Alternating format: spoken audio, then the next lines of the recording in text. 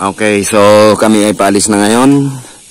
Araw na ngayon ng linggo. Ito ang tinirahan namin na bahay. Bali, nandito kami nung Biyernes, Sabado, Linggo. So ngayon, paano na kami? Paalis na kami.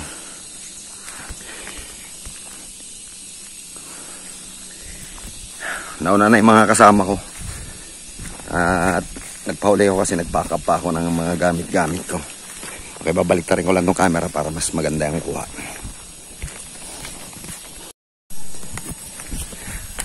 Okay, so ngayon nakapack up na kami. Pauwi na kami ngayon sa Cavite.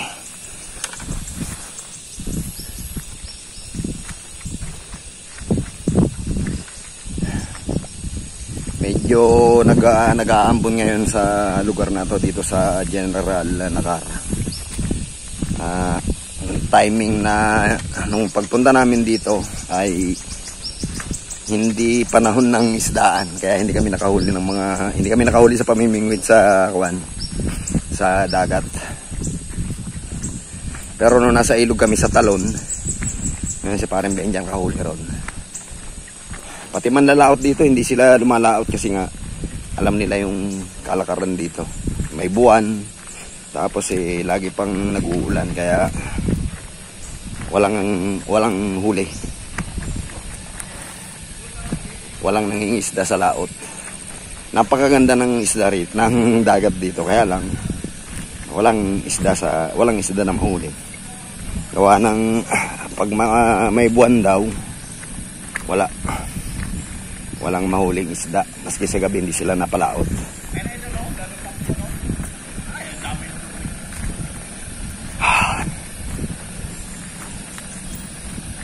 Okay, ito na yung aming sasakyan, nakaporma na. Doon na tayo sa labas sasakay. Itong gamit ko.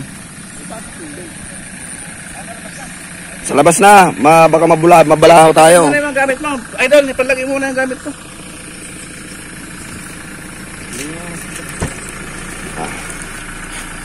Yeah. Okay, lalagyan na yung aming mga gamit-gamit.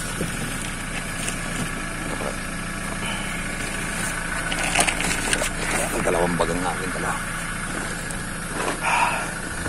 Ito ang ginamit namin, 2 oras na rough road yan mula rito hanggang sa main road ng hanggang sa arko ng General Nakar.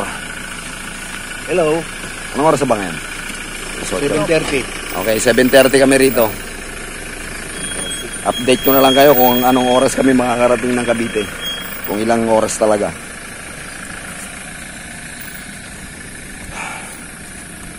Pero ang biyahe namin kahapon, mula dito sa rough road na to, papunta rito, galing sa arko ng Nakar, ay 2 oras. Mga ganun, naglalaro, more or less 2 hours. Tapos, sa highway naman, mula General Nakar hanggang Cavite. Ilang oras may parit? 4 na oras. So, ang suma ko kahapon, na biyahe namin, 6 na oras. Hanggang dito sa location, hanggang sa site.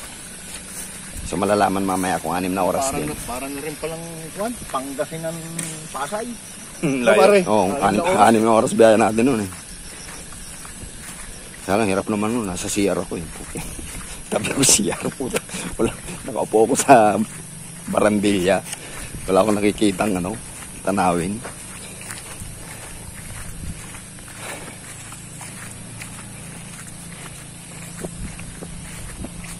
May lubluban pa rin pala ng kalabaw dito. Kaya lang maliliit ang kalabaw nila rito, no?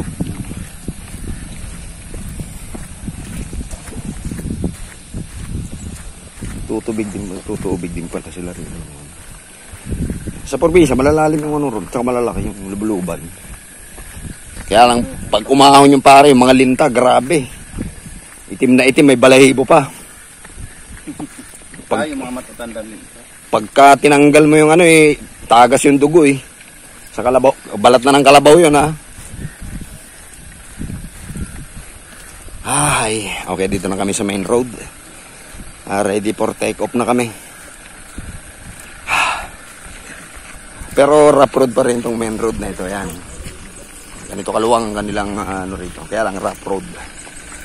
Rough road na ganito, 2 oras ang bibiyahin namin.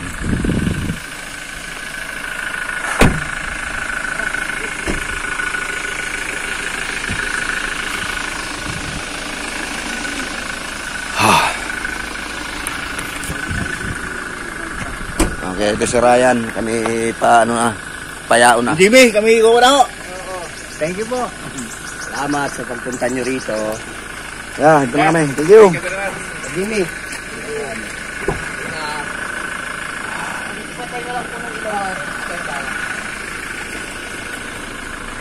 Okay, take off na kami.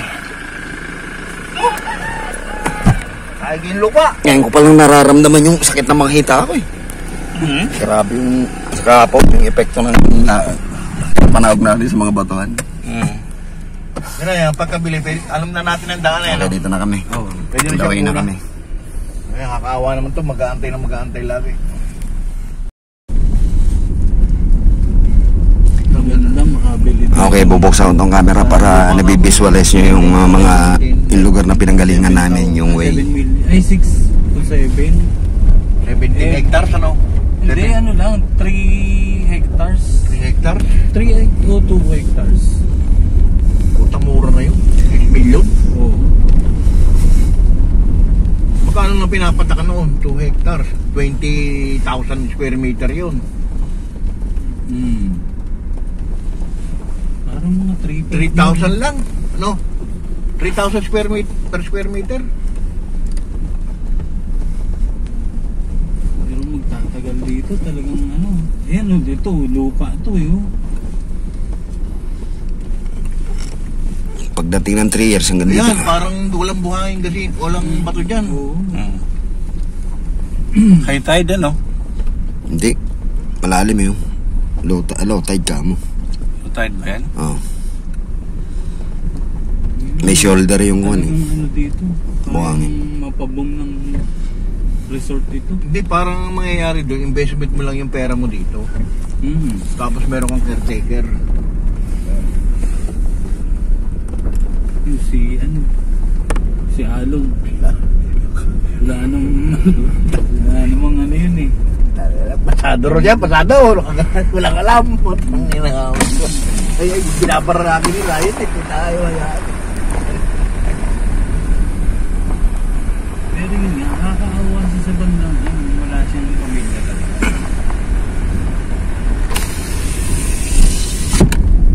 May edad na rin yata, mga 13 na. 36 siya. 36 years old. Parang hindi pa alam kahapon eh. Hindi alam yung edad. Ako pa nagbilang eh. Wala nang alam. Mukhang wala ng balak. Wala nang alam, pinagkumaran. Dahil puro mga kamag-anak ang teacher. Pero yung mga tao niya, mababait yan. Oo, mababait ang mga tao niya. Ito, lakas ang alon, no? Lakas ang alon ng dagat oh. Binabaybay namin yung gilid. Ang ganda ng dagat dito, wala naliligo eh, no? Maganda ba yun, wala naliligo. Mantalan dun sa Cavite City, sa Pulo. Puta, ragis na yan. Ang daming previs. Lahat na ng basura, nando doon. Swimming, kasama nila nagsuswimming yung basura eh. Mukhang lalim dito.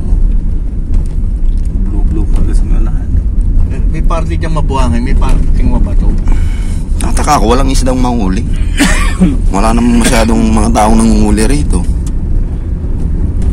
Ano nga yan, mga June, July daw, sabi ni Ryan, talagang marami sila. Ito ata yung billion. Nang Bawal lang.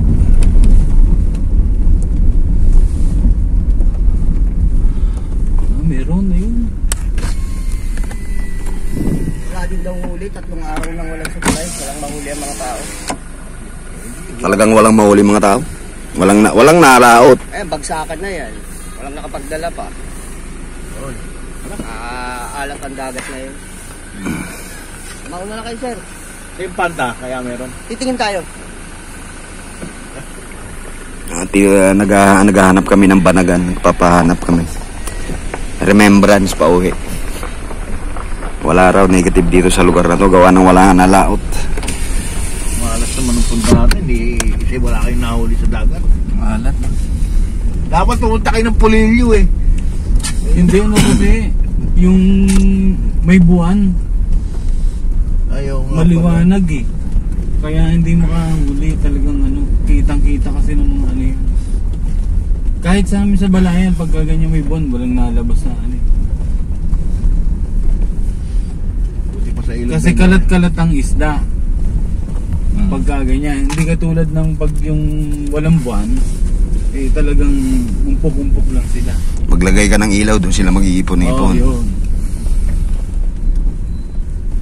Bait naman ang tinanggal niya yung ano, yung kahoy na nakaharang sa dinadaanan namin. Tangan to, unang laro kami. Ano ba ito?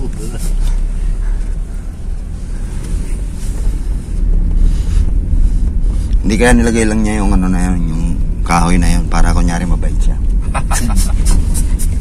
Pwede rin, mas natural. Marami mga ano. Planted, no? insect. Wala budol. Hindi ko ilan din naman eh, oh. Elementary. Sablang. Elementary. Elementary. Ito mga elementary na sablang. Ilan lang yung room? 3. Hindi. Sapat na tatlong building lang. 3 ano. Zero sa isang building, 2 room. Hindi 6 na room. Tigi isang year level. Maganda sa corridor dati, 2 lang ang room. Hanggang grade 6. 2 lang silang teacher. Ang estudyante labang isa. Lahat-lahat na yan. Oo. Walang grade 1 hanggang grade 6. Oo. Pero dito, pag gumawa ka ng katarantaduhan, di ka na makakalabas.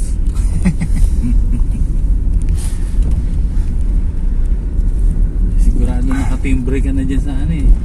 Bawat dadanganan. Meron ditong kangaroo court.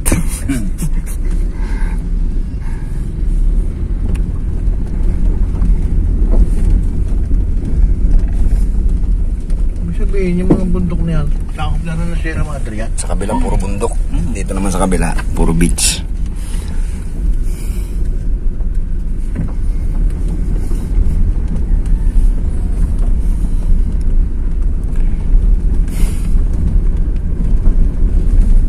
San Pedro, San Pablo. Yan ang barangay. San Pablo.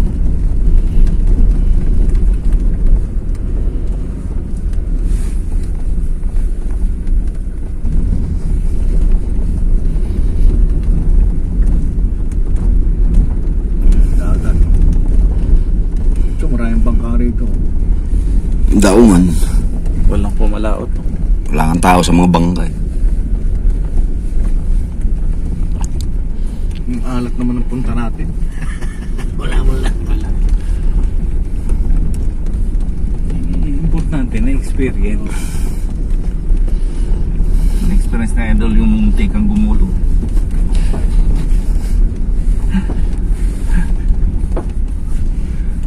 Bumalik na sana sa idol eh. Ba, sayang retirement po. Isang gulong lang. Goodbye retirement. Wala ka man lang pasalubong kay San Pedro. Ang mabigat doon, nabalian ako. Hindi kayo rin na mahihirapan doon. Ano, kukukay ng kawayan, bibitin niya. Parang lechon, linting ang pao. Hindi. Parang tubig. Yung di ba yung kahoy kahapon, may tali lang na gano'n? Pinapaano na lang, pinapaano sa tubig. Hila-hila. Maputang ina. Eh kung wala na sa tubig, sa bigat niyang yan, Hihilahin na lang ng tali. Para kayo may dalawang kamambigas. 50 kilos siya. 103. Sige. Eh pagbigay pang katawan ni ano, mas mabigat.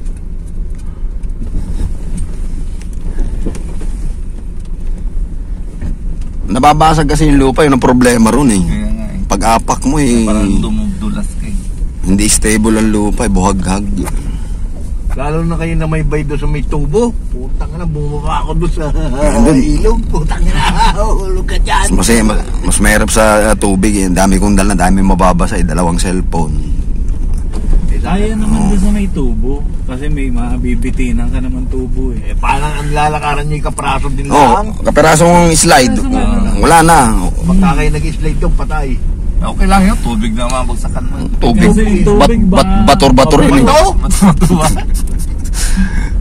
Kaya ako doon dumaan sa tubig eh. Yan lakas ang ano ng agos, itutumba. Ako nabasa, yung pera ko nabasa pa doon. Parang itutumba ako pag gano'n nakagabewang Yung ba. ba pupunta ka sa kuya, may dala kang pera. Kataboy Jack. Wala ka naman mabibili na. Kaya nakalimutan ko. May pera pala ko sa bulsa. Kung nagsalita kayo may 200 din kayo sa bulsa. Hindi ko alam yun na mayroon ako. Yung sa akin yung 1,000, Pera ka rin pala eh. muntikan ko nang may swimming.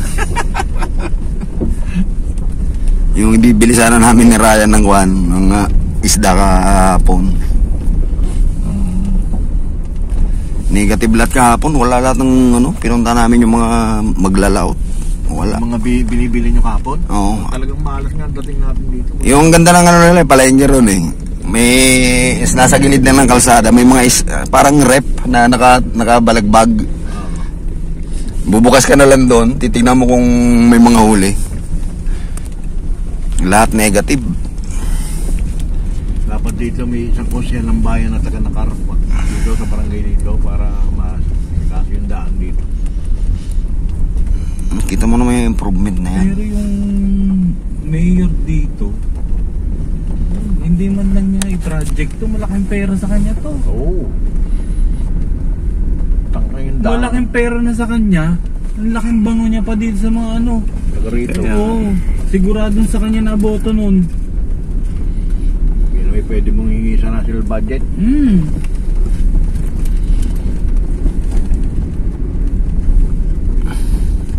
Sana nga maisipan natin pumunta to, simentado na to eh. Para maganda pagbalik mo. Nagalit na lang ang takbo. Oo.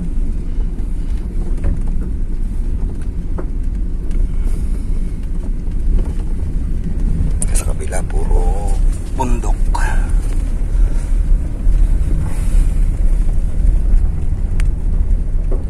May 30 kilometers din ng ano.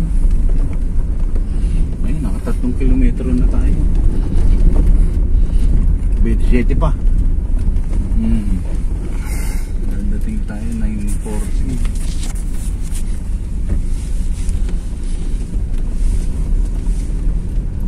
Gahanap ako ng mga butas-butas sa gilid. Walang mga ano, mga bulaso. Nangawil ba kayo sa dagat kahapon? Oo. Wala na nahuli. Wala, negative. Puro sumasabit lang ako sa mga halahalaman doon. Akala ko strike na eh. Puta rin pala halaman yung Kumari, sabit. sabit lang din doon. Lumalaban pa naman. Akala mo isda rin eh. Di tama yun, habang kayo na kukuha sa laot, sa Ternate, doon na lang ako, matutulog na lang ako, antay ko na lang pagbalik nyo. Again. Talaga. Parang ayaw ko sumama sa laot, kayo na lang. Parang iniisip mo pa rin yung retirement mo. Si Larry, ikaw, tsaka si Kagawad, doon na lang ako.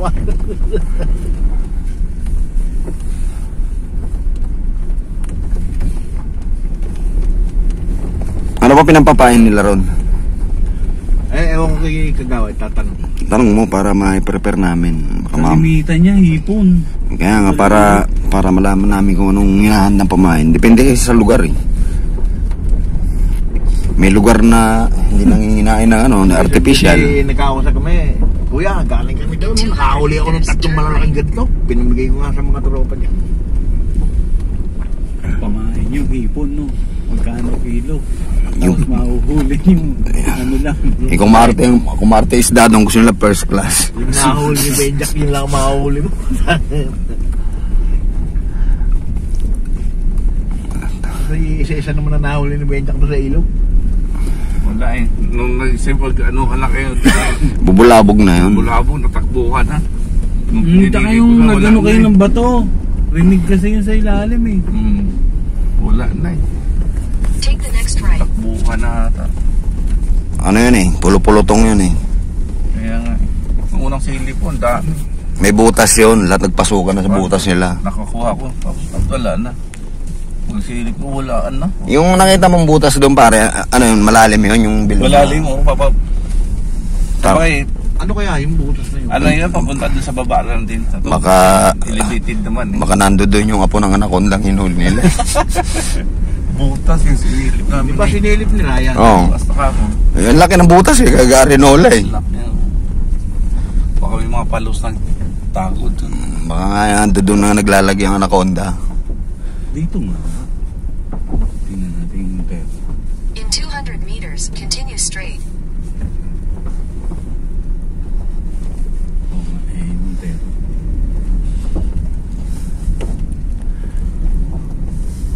Montero. Sa likod. Okay, kasunod ba tayo?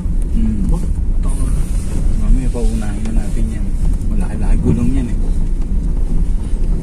Pero hindi rin siya nakataw pa rin. Yan, baka may lupa yan dyan hektarya, di ba? Okay.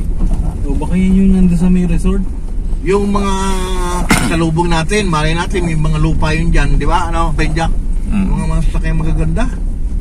Nandun sa resort kahapon na yung May merong customer yung isang resort doon. Once in a blue moon, nagkakaroon ng guest. Pero nung dumaan tayo, wala yung mga no? Baka naman Okay, dadaan kami ng isang tulay. Ilang tulay ba dinaanan natin kahapon? 5 ba yun? Dalawang ito. Dalawang sementadong ganito.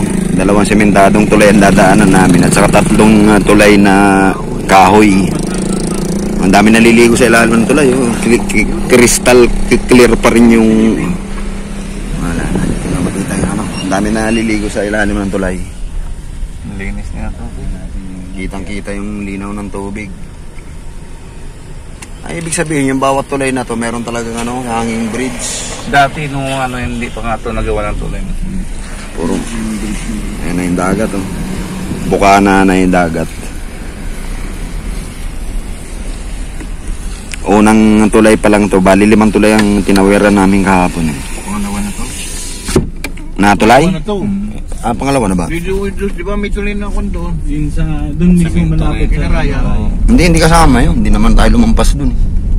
Hindi lumampas, dumaan naman tayo. Lampas kay Ryan yung... Lampas ba kaya? Ano naman dito na yun.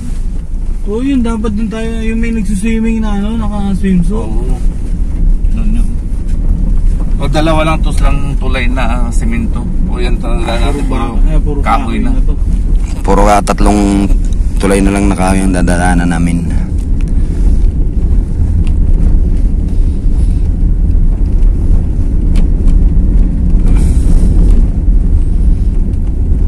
Kung ganito ba naman. Ibig sabihin, lahat ng heavy equipment, doon di dumadaan sa kahoy na yun? Hindi. Hmm. Sa ilog. Tawid. Pati ba yung truck? Oo, di naman kaalas ko alibitin yun. Tao lang naman. Kahit motor nga doon, di pwede. Oo, kasi yung mga kahoy naman eh, may tulay na ano eh. Na ano sa baba. Kaya nga, yun doon. Luso nga lang sa tubig. Doon yung mga heavy equipment dadaan. In 100 meters, turn right. Hindi, ito na tayo sa Take buwan. the next right. Maraming buwan dito. Makulimlim ang panahon ngayon.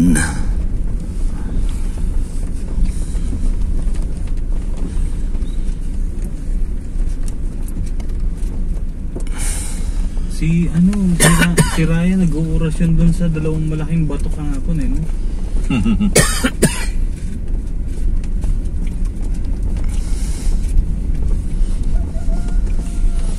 Ano yun?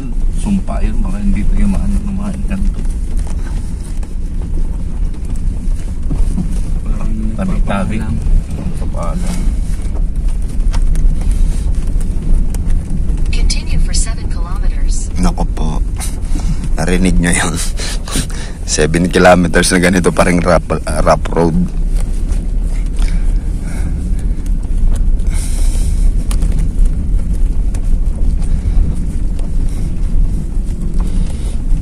Dami na nilang customer, mga habal-habal ah. Ito yung mga biyahe nila rito, habal-habal. Kaya isang biyahe niyan dyan. Yung hindi natin naitanong kay Ryan. 300 ata yan. Huwag niya natin. Tumigil ka, tanong natin. Storbo ka ah. May na kay Ryan. Kaya naman biyahe niya dyan. Pwede na si Ryan eh, magsakay ng pasahero pa ano. Oo. Hindi, baka may samahan yan. Yari siya dyan.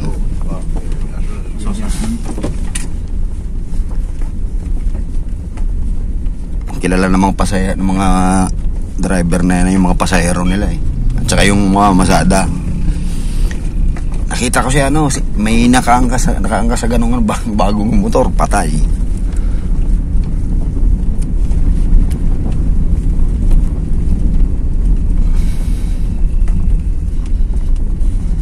Ano yung pulse na yun? Nakalimutan ko na ba? Ganyan? Anong pulse? Kalimutan ko na. Nasa sabi niya. 7 pulse daw yun. Yung una pa lang yun nasa ilalim na yun. Hanggang 7 ganun.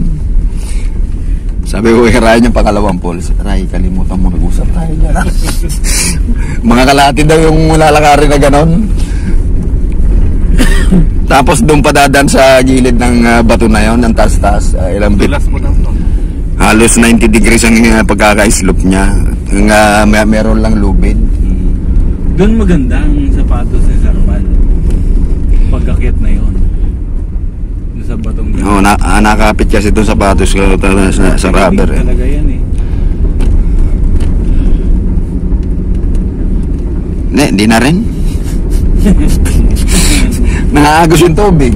Ang kaunting-kaunting pagkakabitaw mo, tumuro ka talaga. Ubus ang retirement pay mo. Hindi mo na ako natama sa inyo. Malaban natama rin ako kung may magkaroon. Halos kalahating ng lalakarin, di isang oras yun. Tapos ganun pa rin kalalaki mga bato, no? Doble daw nun eh. Dobling hirap. O hindi, doble nung kung isang oras yung mga 2 oras daw yun. Ayun, ito nga pala, no? Kaya sabi ko sa kanya, kalimutan mo nag-usap tayo tungkol yan, ha? Huwag mo nang ituloy yung kwento mo. Kalimutan mo na yan. Pero yung sa taas nga daw, maganda. Kahit pagka ako maganda yan. Kasi siguro parang may dam doon na malaki na eh.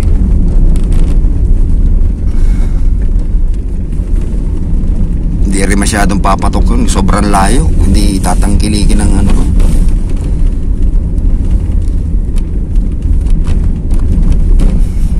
Kalibo na lang talaga yung mga adventurer. Diba pare? Oo, yun talagang Tsaka yung napilitan lang. Napikot. May isang agresibo talaga.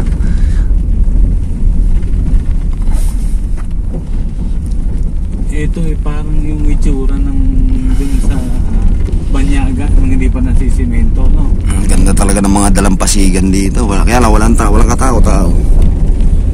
Wala nga mga ito naliligo, no? Linis pa naman ng tubig, no? Kaya lang iba ang hagod niya, no? Yung hatak. Malakas ang persa. Malakas yung hatak pabalik. Yung doon nga sa bato, pinanonood ka namin eh. Pinag-aampasan ka rin doon. Lakas ng karan niya. Kaya nung nag-i-snorkel ako, hinampas ako sa bato eh. Nung tumama yung ko sa hita ako. Tapos may nanggagapang pa sa kwan, sa ilalim, no? Yung nakahiga lang ako ron, nakalubog-lob ako. Una-una pa nangangalabit sa hita ako, nararamdaman ko na eh. Biglang gumanon talaga ako. Uy, putang ina mo. Gumanon ako. May butas. Baka limasag yun. Baka palos yun eh. Iktad talaga ako, ang gulat ko eh. Magandang daan. O kahit ito man lang sana itong malapad na ito, simentohin na. Yung mga barabarangay doon na maliliit, hindi na muna yun. Magte 30 minutes na akong naka-open ang aking camera. Rough road pa rin. 2 oras daw ito eh. Mamaya na lang uli.